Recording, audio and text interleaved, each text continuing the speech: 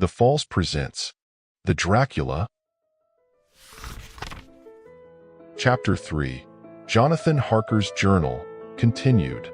When I found that I was a prisoner, a sort of wild feeling came over me. I rushed up and down the stairs, trying every door and peering out of every window I could find. But after a little, the conviction of my helplessness overpowered all other feelings. When I look back after a few hours, I think I must have been mad for the time, for I behaved much as a rat does in a trap. When, however, the conviction had come to me that I was helpless, I sat down quietly as I have ever done anything in my life, and began to think over what was best to be done. I am thinking still, and as yet have come to no definite conclusion. Of one thing only am I certain, that it is no use making my ideas known to the Count. He knows well that I am imprisoned, and as he has done it himself, and has doubtless his own motives for it, he would only deceive me if I trusted him fully with the facts. So far as I can see, my only plan will be to keep my knowledge and my fears to myself, and my eyes open. I am, I know, either being deceived, like a baby, by my own fears, or else I am in desperate straits, and if the latter be so, I need, and shall need, all my brains to get through. I had hardly come to this conclusion when I heard the great door below shut, and knew that the Count had returned. He did not come at once into the library, so I went cautiously to my own room and found him making the bed.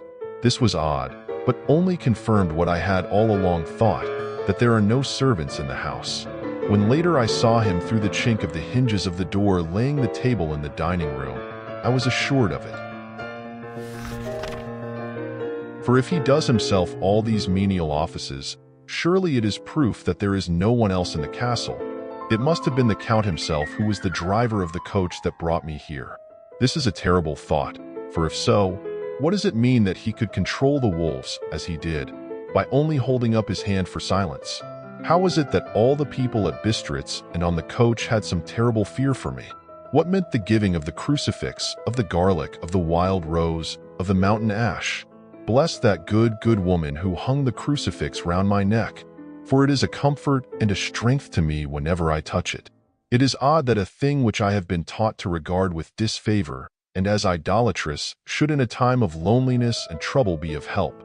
Is it that there is something in the essence of the thing itself, or that it is a medium, a tangible help, in conveying memories of sympathy and comfort? Sometime, if it may be, I must examine this matter and try to make up my mind about it. In the meantime, I must find out all I can about Count Dracula, as it may help me to understand. Tonight, he may talk of himself, if I turn the conversation that way. I must be very careful, however, not to awake his suspicion. Midnight. I have had a long talk with the Count. I asked him a few questions on Transylvania history, and he warmed up to the subject wonderfully. In his speaking of things and people, and especially of battles, he spoke as if he had been present at them all. This he afterwards explained by saying that to a boyar the pride of his house and name is his own pride, that their glory is his glory, that their fate is his fate. Whenever he spoke of his house, he always said, "we," and spoke almost in the plural, like a king speaking. I wish I could put down all he said exactly as he said it, for to me it was most fascinating. It seemed to have in it a whole history of the country.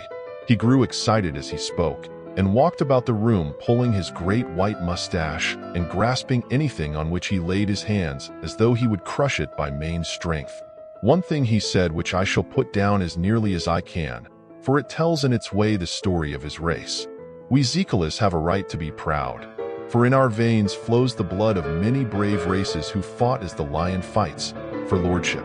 Here, in the whirlpool of European races, the Ugric tribe bore down from Iceland the fighting spirit which Thor and Odin gave them, which their berserkers displayed to such fell intent on the seaboards of Europe, aye, and of Asia and Africa too, till the peoples thought that the werewolves themselves had come.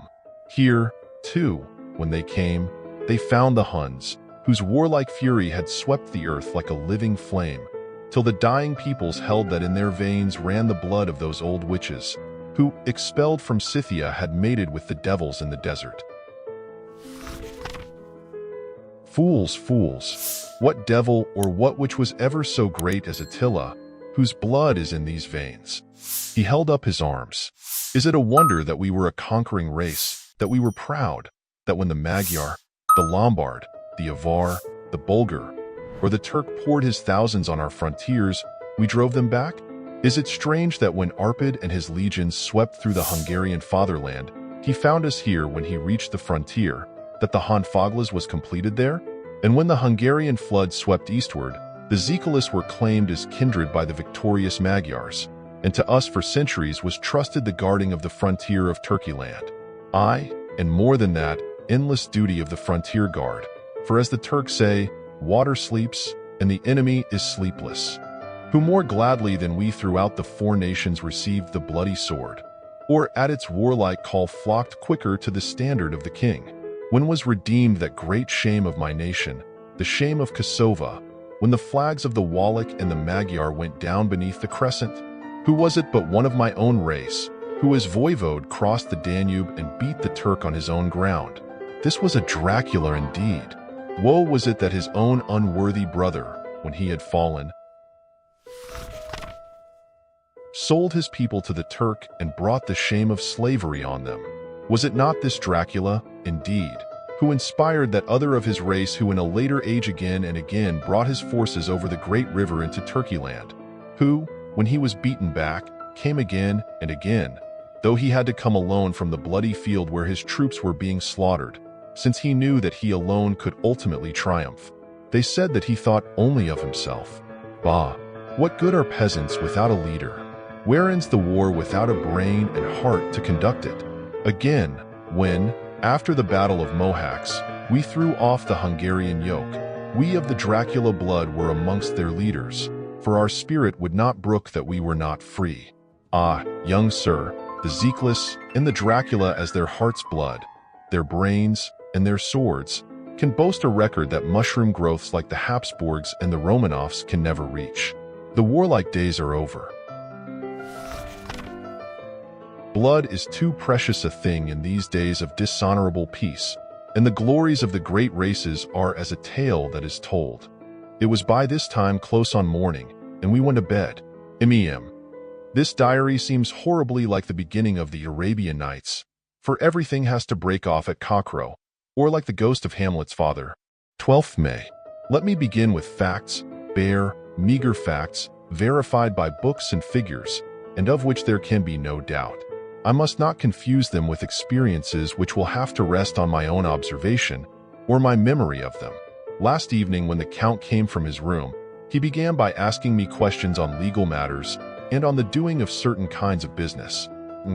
I had spent the day wearily over books and, simply to keep my mind occupied, went over some of the matters I had been examined in at Lincoln's Inn.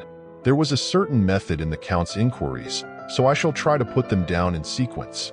The knowledge may somehow or sometime be useful to me. First, he asked if a man in England might have 2 solicitors or more. I told him he might have a dozen if he wished, but that it would not be wise to have more than one solicitor engaged in one transaction, as only one could act at a time, and that to change would be certain to militate against his interest. He seemed thoroughly to understand, and went on to ask if there would be any practical difficulty in having one man to attend, say, to banking, and another to look after shipping, in case local help were needed in a place far from the home of the banking solicitor. I asked to explain more fully, so that I might not by any chance mislead him, so he said, "I shall illustrate. Your friend and mine, Mr. Peter Hawkins, from under the shadow of your beautiful cathedral at Exeter, which is far from London, buys for me through your good self my place at London." Good. Now here let me say frankly, lest you should think it strange that I have sought the services of one so far off from London instead of someone resident there, that my motive was that no local interest might be served save my wish only, and as one of London residents might, perhaps, have some purpose of himself or friend to serve, I went thus afield to seek my agent, whose labors should be only to my interest. Now, suppose I, who have much of affairs, wish to ship goods, say, to Newcastle or Durham, or Harwich or Dover, might it not be that it could with more ease be done by consigning to one in these ports? I answered that certainly it would be most easy, but that we solicitors had a system of agency one for the other, so that local work could be done locally on instruction from any solicitor, so that the client, simply placing himself in the hands of one man, could have his wishes carried out by him without further trouble. "But," said he, "I could be at liberty to direct myself. Is it not so?" "Of course," I replied, "and such is often done by men of business who do not like the whole of their affairs to be known by any one person." "Good," he said, and then went on to ask about the means of making consignments and the forms to be gone through, and of all sorts of difficulties which might arise, but by forethought could be guarded against. I explained all these things to him to the best of my ability, and he certainly left me under the impression that he would have made a wonderful solicitor, for there was nothing that he did not think of or foresee. For a man who was never in the country, and who did not evidently do much in the way of business, his knowledge and acumen were wonderful. When he had satisfied himself on these points of which he had spoken, and I had verified all as well as I could by the books available, he suddenly stood up and said, "Have you written since your first letter to our friend Mr. Peter Hawkins, or to any other?" It was with some bitterness in my heart that I answered that I had not, that as yet I had not seen any opportunity of sending letters to anybody. "Then write now, my young friend," he said, laying a heavy hand on my shoulder. "Write to our friend and to any other, and say, if it will please you, that you shall stay with me until a month from now." "Do you wish me to stay so long?" I asked, for my heart grew cold at the thought. "I desire it much. Nay, I will take no refusal. When your master, employer, what you will, engaged that someone should come on his behalf, it was understood that my needs only were to be consulted. I have not stinted. Is it not so? What could I do but bow acceptance? It was Mr. Hawkins' interest, not mine, and I had to think of him, not myself, and besides, while Count Dracula was speaking, there was that in his eyes and in his bearing which made me remember that I was a prisoner, and that if I wished it I could have no choice. The Count saw his victory in my bow, and his mastery in the trouble of my face, for he began at once to use them, but in his own smooth, resistless way. "I pray you, my good young friend, that you will not discourse of things other than business in your letters. It will doubtless please your friends to know that you are well, and that you look forward to getting home to them. Is it not so?" As he spoke, he handed me 3 sheets of note paper and 3 envelopes. They were all of the thinnest foreign post, and looking at them, then at him, and noticing his quiet smile, with the sharp, canine teeth lying over the red underlip, I understood as well as if he had spoken that I should be more careful what I wrote, for he would be able to read it. So, I determined to write only formal notes now, but to write fully to Mr. Hawkins in secret, and also to Mina, for to her I could write shorthand, which would puzzle the Count if he did see it. When I had written my 2 letters I sat quiet, reading a book whilst the Count wrote several notes, referring as he wrote them to some books on his table. Then he took up my 2 and placed them with his own, and put by his writing materials, after which, the instant the door had closed behind him, I leaned over and looked at the letters, which were face down on the table. I felt no compunction in doing so, for under the circumstances I felt that I should protect myself in every way I could. One of the letters was directed to Samuel F. Billington, number 7, The Crescent, Whitby, another to her Lutner, Varna. The third was to Coutts and Company, London, and the fourth to Heron Klopstock and Billruth, bankers, Budapest. The second and fourth were unsealed. I was just about to look at them when I saw the door handle move. I sank back in my seat, having just had time to resume my book before the Count, holding still another letter in his hand, entered the room. He took up the letters on the table and stamped them carefully, and then turning to me said, "I trust you will forgive me, but I have much work to do in private this evening. You will, I hope, find all things as you wish." At the door he turned, and after a moment's pause said, "Let me advise you, my dear young friend, nay, let me warn you with all seriousness, that should you leave these rooms you will not by any chance go to sleep in any other part of the castle. It is old, and has many memories, and there are bad dreams for those who sleep unwisely. Be warned. Should sleep now, or ever overcome you, or be like to do, then haste to your own chamber or to these rooms, for your rest will then be safe. But if you be not careful in this respect, then, He finished his speech in a gruesome way, for he motioned with his hands as if he were washing them. I quite understood. My only doubt was as to whether any dream could be more terrible than the unnatural, horrible net of gloom and mystery which seemed closing around me. Later, I endorsed the last words written, but this time there is no doubt in question. I shall not fear to sleep in any place where he is not. I have placed the crucifix over the head of my bed. I imagine that my rest is thus freer from dreams, and there it shall remain. When he left me, I went to my room. After a little while, not hearing any sound, I came out and went up the stone stair to where I could look out towards the south. There was some sense of freedom in the vast expanse, inaccessible though it was to me, as compared with the narrow darkness of the courtyard. Looking out on this, I felt that I was indeed in prison, and I seemed to want a breath of fresh air, though it were of the night. I am beginning to feel this nocturnal existence tell on me. It is destroying my nerve. I start at my own shadow, and am full of all sorts of horrible imaginings. God knows that there is ground for my terrible fear in this accursed place. I looked out over the beautiful expanse, bathed in soft yellow moonlight till it was almost as light as day. In the soft light, the distant hills became melted, and the shadows in the valleys and gorges of velvety blackness. The mere beauty seemed to cheer me. There was peace and comfort in every breath I drew. As I leaned from the window, my eye was caught by something moving a story below me, and somewhat to my left, where I imagined, from the order of the rooms, that the windows of the Count's own room would look out. The window at which I stood was tall and deep, stone-mullioned, and though weather-worn, was still complete. But it was evidently many a day since the case had been there.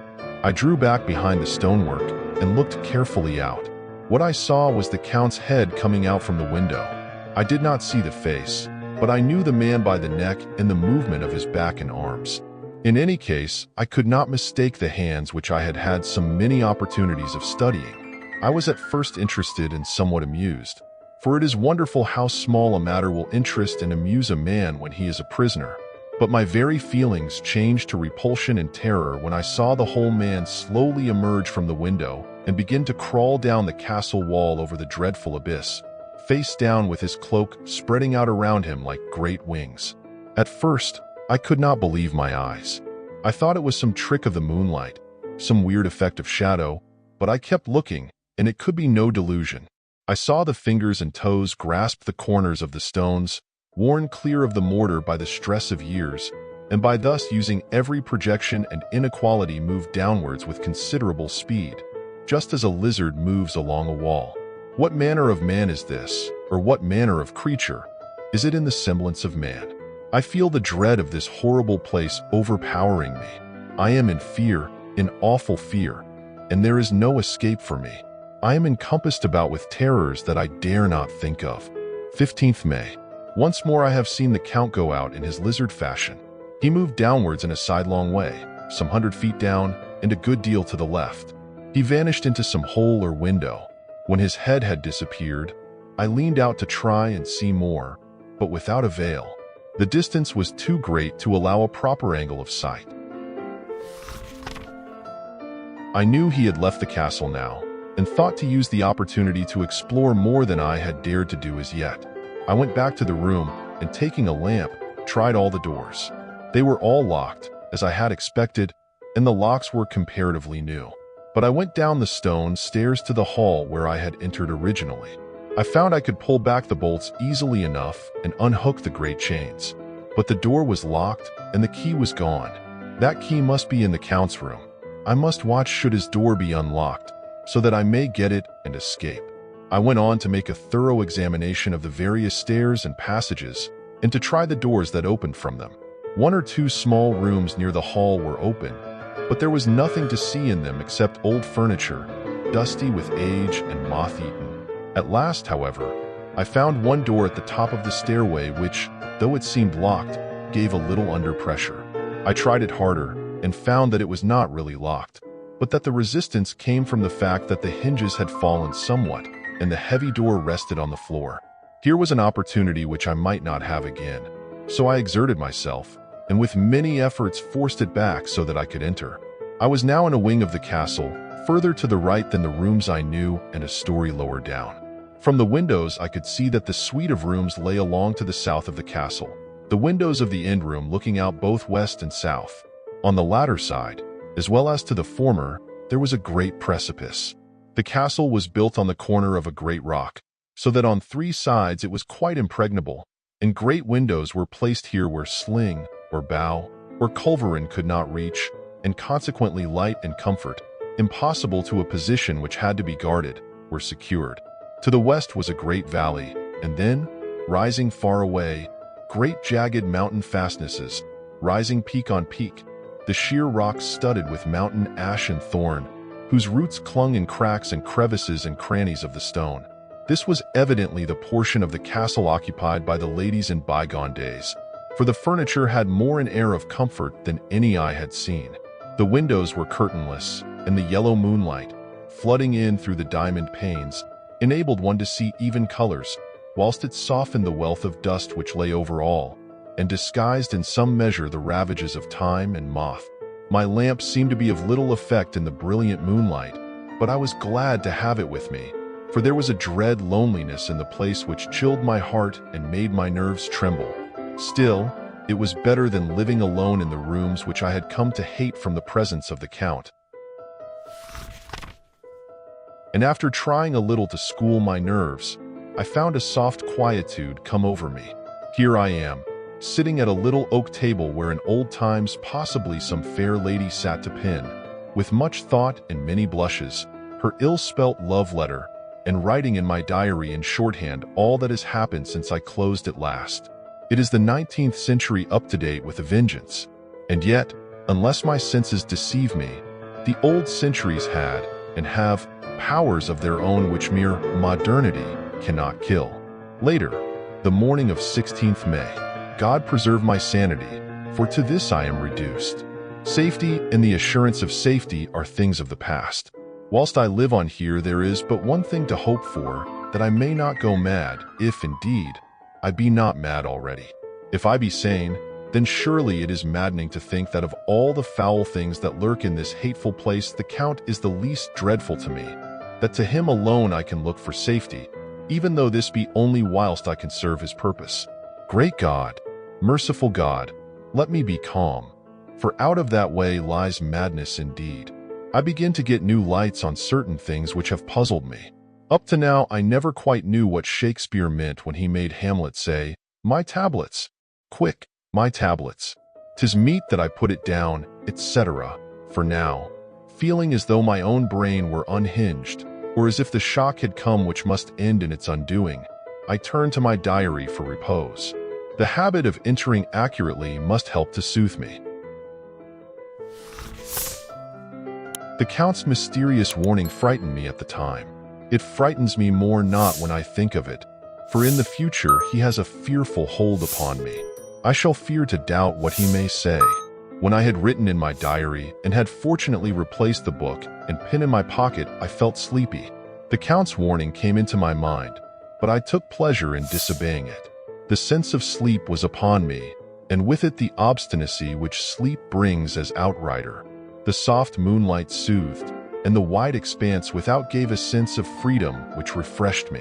I determined not to return tonight to the gloom-haunted rooms, but to sleep here, where of old ladies had sat and sung and lived sweet lives, whilst their gentle breasts were sad for their menfolk away in the midst of remorseless wars. I drew a great couch out of its place near the corner, so that as I lay, I could look at the lovely view to east and south, and unthinking of and uncaring for the dust, composed myself for sleep. I suppose I must have fallen asleep.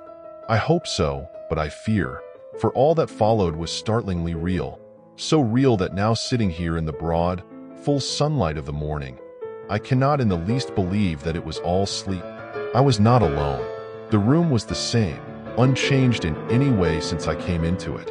I could see along the floor, in the brilliant moonlight, my own footsteps marked where I had disturbed the long accumulation of dust. In the moonlight opposite me were three young women, ladies by their dress and manner. I thought at the time that I must be dreaming when I saw them. They threw no shadow on the floor. They came close to me and looked at me for some time, and then whispered together. Two were dark and had high aquiline noses, like the Count, and great dark, piercing eyes that seemed to be almost red when contrasted with the pale, yellow moon. The other was fair as can be, with great masses of golden hair and eyes like pale sapphires. I seemed somehow to know her face, and to know it in connection with some dreamy fear, but I could not recollect at the moment how or where. All three had brilliant white teeth that shone like pearls against the ruby of their voluptuous lips. There was something about them that made me uneasy, some longing and at the same time some deadly fear. I felt in my heart a wicked, burning desire that they would kiss me with those red lips. It is not good to note this down, lest someday it should meet Mina's eyes and cause her pain, but it is the truth. They whispered together, and then they all three laughed, such a silvery, musical laugh, but as hard as though the sound never could have come through the softness of human lips. It was like the intolerable, tingling sweetness of water glasses when played on by a cunning hand. The fair girl shook her head coquettishly, and the other two urged her on. One said, "Go on. You are first, and we shall follow. Yours is the right to begin." The other added, "He is young and strong. There are kisses for us all." I lay quiet, looking out from under my eyelashes in an agony of delightful anticipation. The fair girl advanced and bent over me till I could feel the movement of her breath upon me. Sweet it was in one sense, honey-sweet, and sent the same tingling through the nerves as her voice, but with a bitter underlying the sweet, a bitter offensiveness, as one smells in blood. I was afraid to raise my eyelids, but looked out and saw perfectly under the lashes. The girl went on her knees and bent over me, simply gloating. There was a deliberate voluptuousness which was both thrilling and repulsive, and as she arched her neck, she actually licked her lips like an animal, till I could see in the moonlight the moisture shining on the scarlet lips and on the red tongue as it lapped the white sharp teeth. Lower and lower went her head as the lips went below the range of my mouth and chin and seemed to fasten on my throat. Then she paused, and I could hear the churning sound of her tongue as it licked her teeth and lips, and I could feel the hot breath on my neck. Then the skin of my throat began to tingle as one's flesh does when the hand that is to tickle it approaches nearer, nearer. I could feel the soft, shivering touch of the lips on the super-sensitive skin of my throat, and the hard dents of two sharp teeth, just touching and pausing there. I closed my eyes in languorous ecstasy and waited with beating heart. But at that instant, another sensation swept through me as quick as lightning. I was conscious of the presence of the Count, and of his being as if lapped in a storm of fury. As my eyes opened involuntarily, I saw his strong hand grasp the slender neck of the fair woman and with giant's power draw it back, the blue eyes transformed with fury, the white teeth champing with rage, and the fair cheeks blazing red with passion. But the Count, never did I imagine such wrath and fury, even to the demons of the pit. His eyes were positively blazing. The red light in them was lurid, as if the flames of hell fire blazed behind them. His face was deathly pale, and the lines of it were hard like drawn wires. The thick eyebrows that met over the nose now seemed like a heaving bar of white-hot metal. With a fierce sweep of his arm, he hurled the woman from him, and then motioned to the others, as though he were beating them back. It was the same imperious gesture that I had seen used to the wolves. In a voice which, though low and almost in a whisper, seemed to cut through the air and then ring in the room, he said, "How dare you touch him? Any of you? How dare you cast eyes on him when I had forbidden it? Back, I tell you all. This man belongs to me. Beware how you meddle with him, or you'll have to deal with me." The fair girl, with a laugh of ribald coquetry, turned to answer him. "You yourself never loved. You never love." On this the other women joined, and such a mirthless, hard, soulless laughter rang through the room that it almost made me faint to hear. It seemed like the pleasure of fiends. Then the Count turned, after looking at my face attentively, and said in a soft whisper, "Yes, I too can love. You yourselves can tell it from the past. Is it not so? Well, now I promise you that when I am done with him, you shall kiss him at your will. Now go, go. I must awaken him, for there is work to be done." "Are we to have nothing tonight?" said one of them, with a low laugh, as she pointed to the bag which he had thrown upon the floor, and which moved as though there were some living thing within it. For answer, he nodded his head. One of the women jumped forward and opened it. If my ears did not deceive me, there was a gasp and a low wail, as of a half-smothered child. The women closed round, whilst I was aghast with horror. But as I looked, they disappeared, and with them the dreadful bag. There was no door near them, and they could not have passed me without my noticing. They simply seemed to fade into the rays of the moonlight and pass out through the window, for I could see outside the dim, shadowy forms for a moment before they entirely faded away. Then the horror overcame me, and I sank down unconscious. Please like, comment, share, subscribe to our channel for more. Thank you.